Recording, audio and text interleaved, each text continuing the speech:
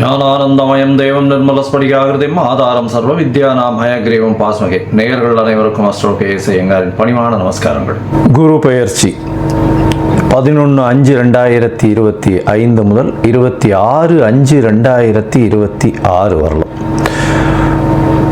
குரு பகவான் ரிஷபராசியில் மிருகசீரிஷம் 2ஆம் பாதத்திலிருந்து மிருகசீரிஷம் 3ஆம் பாதத்திற்கு 11/5/2026 அன்னைக்கு ஞாயிற்றுக்கிழமை சித்த யோகம் கொண்ட நாளில் சுவாதி நட்சத்திரம் இருக்கக்கூடிய சந்திரன் சுவாதி நட்சத்திரத்தில் இருக்கிற அன்னைக்கு மிருகசீரிஷம் 2லிருந்து மிருகசீரிஷம் 3ஆம் பாதத்திற்கு, அதாவது ரிஷப ராசியிலிருந்து மிதுன ராசிக்கு பெயர்ச்சியாளர். சரி, குரு பகவான் அப்படின்னு சொல்லும் பொழுது பார்த்தாலேயானால் குரு பார்க்க கோடி நன்மை அப்படின்னு சொல்லக்கூடியது.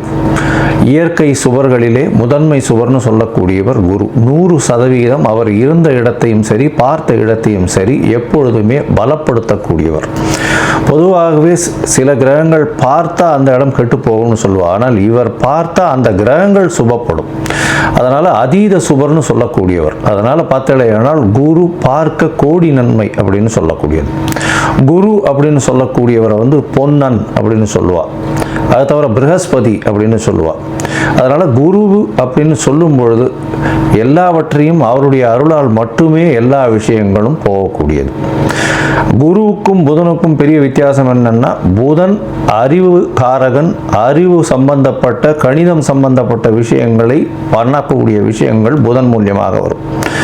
ஆனால் குருவின் அருள் இருந்தால் மட்டும்தான் அந்த உபயோகத்தை, அந்த படித்த வித்தையை உபயோகப்படுத்தக்கூடிய தன்மையை உபயோகப்படுத்தக்கூடிய நேரத்தில் உங்களுக்கு ஞாபகம் வரும். அதனால தான் குருவின் பார்வை எந்த காலகட்டத்திலும் உங்களுக்கு ஏற்றது. குருவின் ஆசீர்வாதங்கள் ரொம்பவும் முக்கியமானது அப்படின்னு சொல்லக்கூடியது. சரி, குருவை பற்றி சொல்லும் பொழுது பார்த்தாலேனால் அவர் பொன்னன்னு சொல்லுவோம். அதை தவிர அவர் ப்ரஹஸ்பதினு சொல்லுவோம், தேவகுருன்னு சொல்லுவோம். இருக்கும் கிரகங்கள் 9 கிரகங்கள். அந்த 9 கிரகங்களில் 7 கிரகங்களை சொல்லுவோம். 2 கிரகங்கள், அதாவது ராகு கேத்துன்றது ஒரே உடலில் 2 தலையும் வாலாகவும் இருக்கிறதுனால அது சாயா கிரகங்கள். ஒரு இதுதான், அதாவது நிழல் அப்படின்னு சொல்லக்கூடியது. இந்த 7 கிரகங்களிலும் சூரியன் சந்திரனை விட்டால்னா 5 கிரகம் தான். அந்த 5 கிரகங்கள்லையும் மிகவும் முதன்மையான மிகவும் பெரிய இருக்கக்கூடிய கிரகமானது நம்மளுக்கு கிட்டத்தட்ட கொஞ்சம் அருகாமையில் இருக்கக்கூடிய கிரகம். அவருடைய பிரதிபலிப்பினால் நமக்கு 2.5 மடங்கு சுப பலன்கள், சூரியனுடைய ஒளி சக்தி நம்மளுக்கு வரும். அதனால் அதீத சுபம் கொடுக்கக்கூடியவர் குரு பகவான் என்று சொல்லக்கூடியது. சரி, இப்போ குருவின் பார்வை அப்படின்னு பார்த்தாலும் பொதுவாகவே எல்லா கிரகங்களும் 7ஆம் பார்வை அப்படின்றது சமசப்தம 180 டிகிரி பார்வைகளை பார்க்கும். ஆனால் குருவிற்கு விசேஷ பார்வை அப்படின்னு சொல்லக்கூடியது 5ஆம் பார்வையும் 9ஆம் பார்வையும் உண்டு. அதாவது அவர் இருக்கும் இடத்திலிருந்து 5ஆம் இடத்தையும் சுபப்படுத்துவார், 9ஆம் இடத்தையும் சுபப்படுத்துவார். மேலும் பார்த்தேனால் இந்த குரு பகவானுக்கு காலபுருஷ தத்துவத்தில் 9வது ராசியும் 12வது ராசியும் கொடுக்கப்பட்டிருக்கு. இதில் என்ன விசேஷம் அப்படின்னா, பாக்யஸ்தானத்தின் அதிபதினு சொல்லக்கூடியவர் குரு. அதாவது உங்களுக்கு ஒரு நல்ல விஷயம், எந்த ஒரு விஷயத்திலும் தடங்கள் இல்லாமல் பாக்கியங்கள் கிட்டணும் அப்படின்னா, செல்வங்களாக இருக்கட்டும், படிப்பனாக இருக்கட்டும், எந்த ஒரு விஷயம், நல்ல மனைவி இல்லாள், அது தவிர நல்ல இல்லம், அது தவிர குழந்தை பிராப்தி, எல்லா விஷயத்துக்குமே பாக்கியம் கிடைச்சிருக்குன்னு சொல்லணும்னாலே அதுக்கு குரு உங்களுடைய ஜாதகத்தில் நல்ல வலுப்பெற்று லக்னத்திற்கு இருக்கணும். அந்த மாதிரியான ஒரு விஷயம் இருந்ததே ஆனால் உங்களுக்கு பெரிய ஏற்றம் கொடுப்பார்.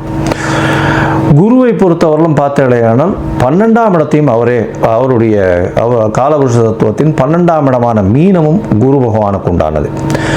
எப்பொழுதுமே 12ஆம் இடம்னு விரயஸ்தானத்தை சொல்லுவோம். அதை தவிர தூக்கஸ்தானத்தை சொல்லுவோம். இதெல்லாம் குருவினுடைய நல்ல இது பார்வையோ இருந்தாரே ஆனால் உங்களுக்கு சுப செலவுகள் வரும், நல்ல தூக்கம் வரும், உடலாக நல்லபடியாக இருக்கக்கூடிய காலகட்டமாக இருக்கும். இதெல்லாம் குருவினுடைய பார்வையோ குரு இருந்தாலோ வரக்கூடியது. சரி, குரு பகவானை பொறுத்தவரையிலும் பார்த்தாலேயானால் அவருக்கு குரு அணி அப்படின்னு சொல்லக்கூடியது சூரியன், சந்திரன், செவ்வாய் மற்றும் குரு, இவர்கள் 4 பேர் ஒரு அணியாகவும், இவர்கள் அருள் அணி அப்படின்னு சொல்லக்கூடியதாகவும், பொருள் அணின்னு சொல்லக்கூடியவர் சுக்கிரனுடைய அணியாக, சுக்கிரன், புதன், சனி மற்றும் ராகு கேது இவர்கள் 5 பேரும் வந்து ஒரு அணியாகவும் இருக்கக்கூடியது. அதனால் குரு வந்து அதீத சுபத்துவர் 100% சுபத்துவர் குரு. அதற்கு அடுத்து சற்று கம்மியாக, அதாவது 80%, 75% சொல்லக்கூடிய அளவுக்கு சுக்கிரன் சிறந்தவர். அதே போல் பார்த்தாலேனால் அதீத சுபத்துவம் கொண்டவர் வந்து பௌர்ணமி சந்திரனும் தனித்த புதனும் சொல்லுவாள். மிச்சவா எல்லாருமே வந்து பாவர்கள்னு சொல்லக்கூடியது. சந்திரன் வந்து பௌர்ணமி சந்திரன், அதாவது வளர்பிறை சந்திரனோ பௌர்ணமி சந்திரனோ சுபராக கொள்ளக்கூடியது. அதுவும் வந்து அமாவாசையிலிருந்து வளர்பிறைன்னு பார்த்தோம்னா ஒரு 6 நாள் 7 நாளைக்கு பார்த்தோம்னா உங்களுக்கு வெளிச்சம் இருக்கிறதுக்கு வாய்ப்பு இல்லை. அதனால் அந்த காலகட்டத்தில் சந்திரனை எடுத்துக்க மாட்டான். சரி, இப்போ குருவை பற்றி பார்க்கும்பொழுது குருவினுடைய ஸ்தலங்கள் எல்லாருக்கும் தெரியும். குருவினுடைய காரகத்துவம்னு சொல்லக்கூடியது வந்து பணம் வரணும் அப்படின்னா குரு நல்லபடியாக இருக்கணும். குரு நல்ல இடத்துல இருந்து உங்களுடைய ராசியோ லக்னத்தையோ பார்த்தாரு ஏனால் 2வது ஸ்தானத்தை பார்த்து 11வது ஸ்தானத்தை பார்த்தாரு ஏனால் பணத்திற்கு பஞ்சம் இருக்காது. பொதுவாகவே குருவை நம்ம வந்து தனகாரகன் அப்படின்னு சொல்லுவோம். ஜோதிட சாஸ்திரத்தில் தனகாரகன். அதை தவிர குருவுக்கு வந்து பார்த்தாலேயானால் புத்திர காரகன். இந்த ரெண்டும் வந்து காரகத்துவத்திலேயே வரும். அதனால் ஒரு ஜாதகத்தில் குருவினுடைய வலுத்தன்மை, உங்களுக்கு அடுத்த சந்ததியினர் நல்லபடியாக இருக்கணும் அப்படின்னா குரு நல்ல வலுத்து இருந்து குருவினுடைய ஆசீர்வாதங்கள் நிச்சயமாக இருக்கணும். அதனால் காரகத்துவம்னு பார்க்கும்பொழுது புத்திர காரகத்தை சொல்லுவாள். 5ஆம் இடம், 5ஆம் இடத்தின் அதிபதி மற்றும் குரு, இவர்கள் 3 பேரும் வந்து ஒரு ஜாதகத்தில் நல்லபடியில் இருந்தால் அந்த ஜாதகனுக்கு அதாவது புத்திர பிராப்தி இருக்கும், சந்தானம் விருத்தி அடையக்கூடிய வாய்ப்புகள் நிச்சயமாக உண்டு அப்படின்றது தான் ஜோதிட சாஸ்திரம் சொல்றது. அதே மாதிரி தன காரகன்னு சொல்லக்கூடியவரும் குரு. அதனால இந்த 2த்துக்குமே காரகத்துவம் வருது. அதனால மிச்சப்படி நல்ல விஷயங்கள் நிறைய பண்ணாலும் இந்த 2 விஷயத்தில் ரொம்பவும் முக்கியமாக இருப்பார். இதை தவிர பார்த்தாலேயானால் குருவுக்கு உண்டான மரம்னு சொல்லக்கூடியது அரச மரம். அரச மரத்தை குருவுக்கு உண்டான மரம். ஏன்னா அரச மரத்தில் பார்த்தாங்கன்னா ஒரு பகுதி வந்து விஷ்ணுவும் ஒரு பகுதி வந்து சிவனாகவும் சொல்கிறா, வேறு பகுதி வந்து பிரம்மாவாகவும் சொல்கிறா. அதனால் அரச மரத்தின் முழுவுமே மும்மூர்த்திகள் இருக்கிறதாகவும் அது குருவினுடைய ஆளுமையில் இருக்கிறதாகவும் சொல்லக்கூடியது. எல்லோருக்குமே சுவராக இருக்கக்கூடியவர் குரு. அதுதான் ரொம்ப பெரிய விசேஷம். யாருக்குமே தீங்கு செய்ய மாட்டார். ஒரு நல்லது பண்ணுவார், இல்லைன்னா பண்ணாமல் இருப்பார். தீங்குன்றது பண்ண மாட்டார். மேலும் பார்த்தீங்களேனால் குருவுக்கு உண்டான மலர்ன்றது சொல்லக்கூடியது முல்லை மலரை சொல்கிறார். அதை தவிர குருவுக்கு உண்டானது சந்தன மரத்தை சொல்லுவான். இதை தவிர பார்த்தீங்களேனால் இந்த சந்தன மரம் தானம் கொடுக்குறது, அதாவது கொண்ட கடலை, மஞ்சள் நிறம், இந்த மாதிரியான விஷயங்கள் குருவுக்கு சொல்கிறான். இது எதுக்கு சொல்கிறேன் அப்படின்னா, ஒருவருக்கு குரு அந்த அளவுக்கு சரியில்லை, இந்த குரு பெயர்ச்சி கொஞ்சம் பிரச்சனைகள் இருக்குது, அதனால் அவளுக்கு வந்து பிரச்சனைகள் வந்து அதிகமாக போகக்கூடிய வாய்ப்பு இருக்குது. அதாவது தனம் வருமானத்திலும் சரி, அதை தவிர வந்து அவளுக்கு உண்டான புத்திர பாக்கியங்களும் சரி, இல்லை புத்திரர்களால் பிரச்சனைகளாக இருந்தாலும் சரி, இல்லை கடன் ஏறக்கூடிய வாய்ப்புகளாக இருந்தாலும் சரி, கடல் கழுத்தை நெருக்கக்கூடிய வாய்ப்புகளாலும் சரி, இந்த மாதிரியான எளிய பரிகாரங்களை செய்கிறது ரொம்பவும் நல்லது. அதாவது என்ன அப்படின்னா, முதல்ல வந்து குரு காயத்ரின்னு சொல்லக்கூடிய ஓம் ரிஷபத்வஜாய வித்மகே கிருணிஹஸ்தாய தீமகி தன்னோ குரு பிரச்சோதயாத்து அப்படின்ற இந்த குரு காயத்ரி மந்திரத்தை ஒரு நாளைக்கு 3 தரமாவது இந்த குரு அடுத்த பெயர்ச்சி ஆறவர்களும் சொல்கிறது ரொம்பவும் நல்லது. அது தவிர குரு பகவானுக்கு உண்டான எளிய பரிகாரம்னு சொல்லக்கூடியது இந்த கொண்டக்கடலை வெள்ளை கலர் கொண்டக்கடலையை வந்து சுண்டல் பண்ணி இது பண்ணுறது. அது தவிர முல்லைப்பூ சாத்துறது குரு பகவானுக்கு, இல்லை தட்சிணாமூர்த்திக்கு. அது தவிர வந்து மஞ்சள் கலர் வஸ்திரம் தானமாக கொடுக்கறது. படிக்கக்கூடிய இடங்கள், அதில் வந்து அதாவது பாடசாலைகள், இதுக்கெல்லாம் வந்து படிக்கிறதுக்குன்னு உங்களால் முடிஞ்ச விஷயத்தை தானமாக கொடுக்கறது. நெய் போட்ட ஸ்வீட்டு அது வந்து வாங்கி தானமாக கொடுக்கறது. அதாவது கோவிலில் வந்து நெய் போட்ட ஸ்வீட், அதாவது சக்கரை பொங்கல்னு வச்சுக்கலாம். அந்த மாதிரியான விஷயங்கள் கொடுக்கறதன் மூலியமாக குருவுக்கு உண்டான பிரீத்தி. சரி, இது எப்போ பண்ணலாம்? குருவுக்கு உண்டான பிரீத்தின்னு சொல்லக்கூடியது எப்போவுமே குருவின் நாளான, அதாவது வியாழக்கிழமை அன்னைக்கு பண்ணணும். அதை தவிர பார்த்தேனால் இந்த காயத்ரி மந்திரத்தை எப்போ சொல்லணும்? வியாழக்கிழமை கார்த்தால முதல் மணி நேரம், அதாவது ஹோரைன்னு சொல்லுவோம். அதாவது சூரியன் உதித்த முதல் மணி நேரத்தை ஹோரை அப்படின்னு சொல்லக்கூடியது. இந்த ஹோரையில் முதல் மணி நேர ஹோரை, அதாவது உங்களோட ஊரில் சூரிய உதயம் வந்து 7 மணி இருக்கலாம், இல்லை 6 மணி இருக்கலாம், இல்லை 5 மணி இருக்கலாம். எந்த மாதிரியான இதுவாக இருந்தாலும் சூரிய உதயத்தின் முதல் மணி நேரம் வியாழக்கிழமை அன்னைக்கு இந்த இது காயத்ரி மந்திரத்தை 3 முறை சொல்கிற இல்லையானால் உங்களுக்கு வரக்கூடிய வர வேண்டிய எந்த பிரச்சனைகளிலிருந்தும் நிச்சயமாக தவிர்க்கப்படும்.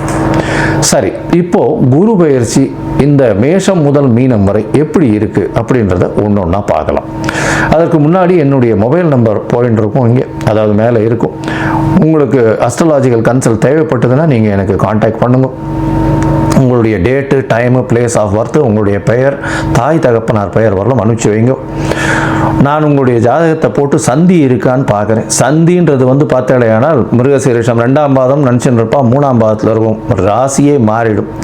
இது வந்து நட்சத்திர சந்தி, நட்சத்திர பாத சந்தின்னு சொல்லுவோம். அதே மாதிரி லக்னத்தையும் பார்த்தேன்னா அதே மாதிரி லக்னத்தில் பார்த்தேனால் விசாக நட்சத்திரம் நினச்சின்னு இருப்பா, விசாக நட்சத்திரம் துலா ராசி நினச்சின்னு இருப்பா, விசாக நட்சத்திரம் விருச்சிக ராசியில் இருப்பா. அதனால் சந்தி முதல்ல பார்க்கணும். அதே மாதிரி நட்சத்திரங்கள் எந்த நட்சத்திர பாதத்தில் நிற்கிறா அப்படின்றத முதல்ல தெரிஞ்சுட்டு உங்களுக்கு நடக்கக்கூடிய தசாபுக்தி, அந்தரம், சூக்ஷ்மம் இதெல்லாம் எப்படி இருக்குன்றதையும் பார்த்துட்டு இப்போ நடக்கக்கூடிய மாறுதல்கள் என்ன ஒரு மாற்றத்தை ஏற்படுத்த போகிறதுன்றதையும் பார்த்து உங்களுக்கு உண்டான பலன்களை நான் சொல்கிறேன். அதற்கு உண்டான கட்டணத்தையும் போடுறேன். அதை அனுப்புங்க. அனுப்பிச்சதுக்கப்புறம் உங்களுக்கு அப்பாயின்மெண்ட் தரேன்.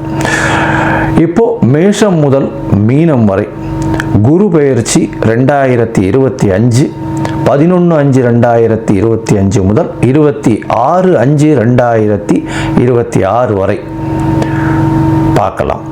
ரிஷபராசிக்காரர்கள், அதாவது கிருத்திகை, ரோகிணி, மிருகசீரிஷம் இந்த 3 நட்சத்திரம் 9 பாதங்களை கொண்ட ராசி. ராசியின் அதிபதினு சொல்லக்கூடியவர் சுக்கிரன்.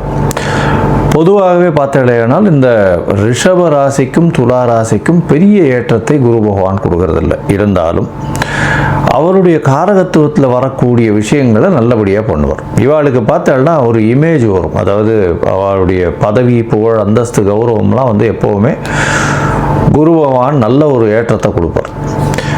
பொதுவாகவே பார்த்தாலேயானால் இந்த ரிஷபராசிக்காரர்களுக்கு பார்த்தீங்கன்னா இந்த வருஷ பெயர்ச்சியில், அதாவது 11/5/2025 குரு உங்களுடைய ராசிக்கு 2ஆம் இடத்துக்கு போகிறார். இவ்வளோ நாளாக பார்த்தோம்னா குரு உங்களுடைய ஜென்ம ராசியில் இருந்ததுனால ஸ்ட்ரெஸ் ரொம்ப அதிகமாக இருக்கும். யாராவது உங்களை தேவையில்லாமல் வந்து மனக்குழப்பத்துக்கு ஆளாக்குவாங்க, மன அழுத்தத்தில் போவீங்க. அது தவிர உங்களுடைய ஈகோன்னு சொல்லக்கூடிய இதுவை கட் பண்ணுவாங்க. அதன் மூலியமாக உங்களுக்கு மனசு கஷ்டங்கள் அதிகமாக வரும். இதெல்லாம் வந்து இந்த ஜென்மத்தில் குரு இருக்கும்போது நடந்தது. இப்போ பார்த்தாலேயானால் குரு பகவான் உங்களுடைய ராசிக்கு 2ஆம் இடத்துல போகிறார். பெரிய விசேஷம் என்னென்னா தனஸ்தானத்துக்கு தனகாரகன் போகிறார். தனகாரகன் அப்படின்னு சொல்லக்கூடியவர் குரு. அவர் வந்து தனஸ்தானம்னு சொல்லக்கூடிய 2ஆம் இடத்துல போயிருக்கார்.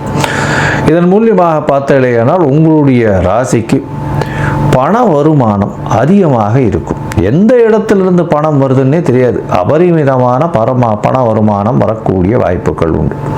இதை தவிர பார்த்தீங்கன்னா வெளிநாட்டிலிருந்து பணம் வரும். அதை தவிர 2ஆம் இடம்னு சொல்லக்கூடியது குடும்பம், வாக்கு, தனம் அப்படின்னு சொல்லக்கூடிய ஸ்தானம். இதன் மூலியமாக உங்களுடைய பேச்சில் நல்ல ஒரு ஏற்றம் இருக்கும். அடுத்தவர்களை கவரக்கூடிய, வசீகரிக்கக்கூடிய அப்படின்னா வந்து அதாவது தன்னுடைய நிலைமை விட்டு கீழே இறங்காமல் அவர்களை வந்து தன்னுடைய ஆளுமையில் கொண்டு வரக்கூடிய இது கொண்டு வருவார். ஏன்னா குருவினுடைய பேச்சின் மூலியமாக நிச்சயமாக உங்களுக்கு எல்லா விதமான ஏற்றம் இருக்கும். 2ஆம் இடத்தில் இருக்கக்கூடிய குரு பேச்சாளர்களுக்கு பெரிய ஏற்றத்தை கொடுக்கும். அதுவும் வந்து அரசியல் இந்த மாதிரியான விஷயங்கள் இருக்கிறவங்க, கலைத்துறையில் இருக்கிறவங்க பெரிய ஏற்றத்தை கொடுக்கும். பணவரவிற்கு பஞ்சம் இருக்காது. எது எடுத்தாலும் வெற்றி கிடைக்கக்கூடிய வாய்ப்பு. குடும்பத்தில் பார்த்தீங்கன்னா கணவன் மனைவிக்குள்ள நல்ல ஒரு அந்யோன்யம் இருக்கும். குடும்பத்தில் சுப நிகழ்வுகள் நிகழும். எல்லா வகையிலையும் பணம் வரக்கூடிய காலகட்டமாக அமைப்போகிறது. சரி, இப்போ குரு வந்து 2ஆம் இடத்துல இருக்கார். 2ஆம் இடத்துல இருக்கக்கூடிய குரு உங்களுடைய ராசிக்கு பார்த்தாலேனால் 6ஆம் இடம், 8ஆம் இடம், 10ஆம் இடம்னு சொல்லக்கூடிய இடத்தை பார்க்குறார். 6ஆம் இடம்னு சொல்லக்கூடியது ருணரோக சத்ருஸ்தானம்னு சொல்லக்கூடியதை குரு பார்க்குறார். அதனால் இவ்வளவு நாளாக உடல்நிலையில் பின்னடைவு இருந்தவா அவளுக்கெல்லாம் வந்து ஒரு நல்ல ஏற்றம், உடல்நிலையில் நல்ல ஒரு ஏற்றம் கிடைக்கக்கூடிய காலகட்டமாக அமையும். அது தவிர பார்த்தாலேயானால் உங்களுடைய ராசிக்கு 6ஆம் இடத்தை பார்க்கக்கூடிய குரு கடன் இவ்வளவு நாளாக இருந்ததே ஆனால் கடன் எல்லாம் அடையக்கூடிய வாய்ப்புகள் உண்டு. அதாவது அவர் சத்ருக்களோட வந்து உங்களுக்கு அதாவது அவர்களே வந்து உங்களோட பேசி சரி உங்ககிட்ட பிரச்சனைகள் வேண்டாம்னு சொல்லி அவர்களே அடங்கி போகக்கூடிய காலகட்டமாக அமையப்போகிறது. ஏன்னா குரு பகவான் பார்த்தா அந்த இடத்த வந்து நிச்சயமாக எந்த ஒரு பிரச்சனைக்கும் வரவிடாமல் சுமூகமாக தீர்வை எட்டக்கூடியவர். அதனால் குரு பார்க்கக்கூடிய நன்மைன்னு சொல்லக்கூடியது. அதனால் பார்த்தாலேயானால் பெரிய ஏற்றம் கிடைக்கும். எந்த ஒரு பிரச்சனை, லிட்டிகேஷன், கோர்ட்டு, வம்பு, வழக்கு இந்த மாதிரியான விஷயங்கள்லாம் வந்து அவுட் சைட் கோர்ட்டு செட்டில்மெண்ட்டுன்னு முடியும். அதாவது கோர்ட்டுக்கு வெளியிலேயே வந்து ஒருத்தருக்கு ஒருத்தர் பேசி ஒரு நல்ல ஒரு முடிவை எடுத்து கொண்டு வரக்கூடிய வாய்ப்புகள் உண்டு. அது தவிர பார்த்தாலேயானால் உடல் நலத்தில் பின்தங்கி இருந்தால், உடல் நலத்தில் பிரச்சனைகள் இருந்தது அப்படின்னா இந்த காலகட்டத்தில் உடல் நலத்தில் ஏற்றம் கிடைக்கும். பின்தங்கியவர்களுக்கு சற்று அதாவது மருத்துவத்தின் மூலியமாக நல்ல ஒரு ஏற்றம் கிடைக்கக்கூடிய காலகட்டமாக அமையும். கடன், எதற்காக புதிய கடன் வாங்க வேண்டிய கட்டாயம் ஏற்படும். இருந்தாலும் கடன் நல்லபடியாக அடையக்கூடிய வாய்ப்புகளும் நிச்சயமாக இருக்கும். உங்களுடைய ராசிக்கு 8ஆம் இடத்தை குரு பார்க்கிறார். 8ஆம் இடம்னு சொல்லக்கூடியது மறைந்த ஸ்தானம், மறைவு ஸ்தானம்னு சொல்லக்கூடியது. அதனால் வெளிநாடு, வெளியூர், வெளிமாநிலம் செல்லக்கூடிய பாக்கியம் நிச்சயமாக உண்டு. வெளியூர் போய் வெளிநாட்டுக்கு போயிட்டு வரக்கூடிய வாய்ப்பு, அதுவும் வந்து ஐடி இண்டஸ்ட்ரியில் இருக்கிறவங்க நிச்சயமாக வெளிநாடு போய் ப்ராஜெக்ட் நிச்சயமாக பண்ணக்கூடிய வாய்ப்புகள் நிச்சயமாக உண்டு. இந்த காலகட்டத்தில் தொழில் சம்பந்தமாக புதிய வேலையும் கிடைக்கக்கூடிய வாய்ப்புகள் உண்டு. வேலையில் மாற்றங்கள் ஏற்படும், ஏற்றங்கள் ஏற்படும், ப்ரமோஷன் வரக்கூடிய வாய்ப்பு, வெளிநாடு போயிட்டு வரக்கூடிய வாய்ப்பு. அது தவிர ப்ரமோஷன் மூலியமாக அதீதமான வருமானம் வரக்கூடிய வாய்ப்புகள் நிச்சயமாக உண்டு. உங்களுடைய ராசிக்கு பார்த்தாலேயானால் 8ஆம் இடம்னு சொல்லக்கூடியது மறைந்து இருக்கக்கூடிய ஸ்தானம். அதனால் வெளிநாடு போய் சம்பாதிக்கக்கூடிய வாய்ப்பு, வெளிநாட்டிலிருந்து பணம் வரக்கூடிய வாய்ப்புகள் நிச்சயமாக உண்டு. உங்களுடைய ராசிக்கு பார்த்தாலேயானால் 8ஆம் இடத்துக்கு அதாவது 10ஆம் இடத்தை பார்க்குறார். தொழில் ஸ்தானம், சொந்த தொழில் செய்கிறவாளுக்கு பெரிய ஏற்றம் கிடைக்கும். புது புது முயற்சிகள், யுக்திகள் மூலியமாக பண வரவிற்கு பஞ்சம் இருக்காது. ஏன்னா 10ஆம் இடத்துல சனியும் வந்து ஆட்சி பெற்று போயிருக்கார். சனியோடு சேர்ந்து ராகுவும் இருக்கார். கோதண்ட ராகுவாக மாறுறார். அபரிமிதமான தொழிலில் பெரிய ஏற்றம். இவ்வளவு நாளாக ஒரு 4 எம்ப்ளாயீஸை வச்சு பண்ணிட்டு இருந்தவங்க இப்போ வந்து 25, 50, 100ன்னு அவர்களுடைய வியாபாரத்தை பெருக்கக்கூடிய வாய்ப்புகள் அதிகம். அது தவிர வியாபாரத்தில் பார்த்தோம்னா பெரிய அதாவது இவ்வளோ லட்சங்களில் பண்ணவாள்லாம் இப்போல்லாம் கோடீஸ்வரன், கோடிகளில் புரளக்கூடிய வாய்ப்புகள் நிச்சயமாக இருக்கும். மொத்தத்தில் பார்த்தாலேயானால் இந்த குரு பெயர்ச்சி உங்களுடைய ராசிக்கு 2ஆம் இடத்துல இருக்கக்கூடிய குரு பணவரவிற்கு பஞ்சம் இருக்காது. குடும்பத்தில் நல்ல சந்தோஷம் அமையக்கூடிய வாய்ப்பு, குடும்பத்தில் சுப செலவுகள் அமையக்கூடிய வாய்ப்பு, பண வருமானம் அதாவது எண்ணெய் கொட்டக்கூடிய அளவிற்கு பிசிறு இல்லாமல் கொட்டிக்கொண்டே இருக்கும். ராசிக்கு 6ஆம் இடத்தை பார்க்கறதுனால, அதாவது உங்களுடைய ராசிக்கு 6ஆம் இடத்தை பார்க்கறதுனால புது வேலை கிடைக்கக்கூடிய வாய்ப்பு, கடன்கள் எல்லாம் முடியக்கூடிய வாய்ப்பு, புதிய கடன் எடுக்கக்கூடிய வாய்ப்பு, உடல் நலத்தில் நல்ல ஒரு ஏற்றம், அபிவிருத்தி இருக்கக்கூடிய வாய்ப்புகள் நிச்சயமாக உண்டு. போட்டிகள் எல்லா விஷயத்திலும், பிரச்சனைகள் எல்லா விஷயத்திலும் சுமூகமாக செல்லக்கூடிய வாய்ப்புகள் நிச்சயமாக உண்டு. கோர்ட்டு, வம்பு, வழக்கு இந்த மாதிரியான விஷயங்களில் உங்களுக்கு வந்து வெளியில் அவுட் சைட் கோர்ட் செட்டில்மெண்ட் நடக்கக்கூடிய வாய்ப்புகள் நிச்சயமாக உண்டு. ராசிக்கு 8ஆம் இடத்தை பார்க்கக்கூடிய குரு வெளிநாடு செல்லக்கூடிய பாக்கியத்தை கொடுப்பார். வேலை நிமித்தமாக வெளிநாடு, வெளியூர், வெளிமாநிலம் செல்லக்கூடிய வாய்ப்புகள், வெளிநாட்டிலிருந்து பணம் வரக்கூடிய வாய்ப்புகள், திடீர் பணம், லாபகரமான பணம் வரக்கூடிய வாய்ப்புகள், ரேஸு, லாட்ரி இந்த மாதிரியான விஷயங்களில், ஜாக்பாட் இந்த மாதிரியான விஷயங்களில் எதிர்பாராத இடத்திலிருந்து திடீர் பணங்கள் வரக்கூடிய வாய்ப்புகள் நிச்சயமாக உண்டு. ராசிக்கு 10ஆம் இடத்துல பார்த்தாலேயானால் 10ல் இருக்கக்கூடிய சனியும் ராகுவையும் பார்க்கறதுனால தொழிலில் அபரிமிதமான ஏற்றம் இருக்கும். தொழிலில் பார்த்தாலேயானால் புதிய மாற்றங்களை ஏற்படுத்தி அதிகமான நபர்கள் வந்து தொழில் இறங்கக்கூடிய வாய்ப்புகளும், தொழில் மூலியமாக அதீத அபிவிருத்தி இருக்கும். இன்வெஸ்ட்மெண்ட் அதிகமாக போடக்கூடிய வாய்ப்புகள் நிச்சயமாக உண்டு. தொழில்கள் டர்ன் ஓவர் ஏறக்கூடிய வாய்ப்புகள், பெரிய தொழில்கள் அமையக்கூடிய வாய்ப்புகள் நிச்சயமாக உண்டு.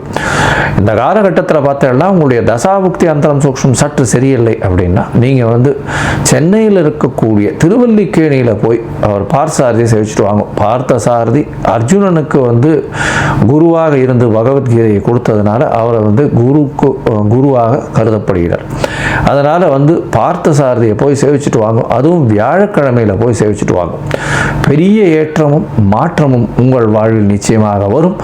இந்த குரு பெயர்ச்சி உங்களுக்கு 95 விழுக்காடுகள் பெரிய ஏற்றத்தை கொடுக்கும்.